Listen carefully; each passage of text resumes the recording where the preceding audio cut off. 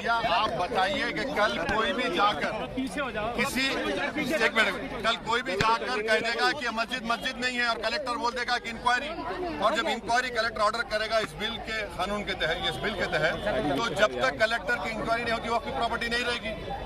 यही होगा ना। अगर आपकी मस्जिद है, कोई जाके बोलेगा मस्जिद नहीं है, कलेक्टर को कंप्लेंट दे दिया, कलेक्टर इंक्वायरी ऑर्डर करेगा, इंक्वायरी तक जब इंक्वायरी ऑर्डर करेगा तो वो मस्जिद ही नहीं रहेगी, वक्फ नहीं रहेगा। दिल्ली में 123 प्रॉपर्टीज हैं जिसको दिल्ली वक्फ बोर्ड कहता है हमारी है और गवर्नमेंट बोलती है हमारी है। पार्लियामेंट सामने की मस्जिद आप देखते हैं ना, वो सरकार कहती है हमारी प्रॉपर्टी है। कल कलेक्टर ऑर्डर करेगा और नोटिस लगा देगा गवर्नमेंट प्रॉपर्टी। वही तो कर रहे हैं।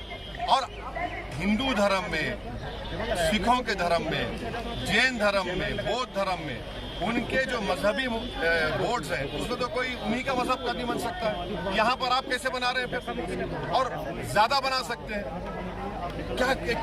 इससे वक्फ को बचाने का कोई ताल्लुक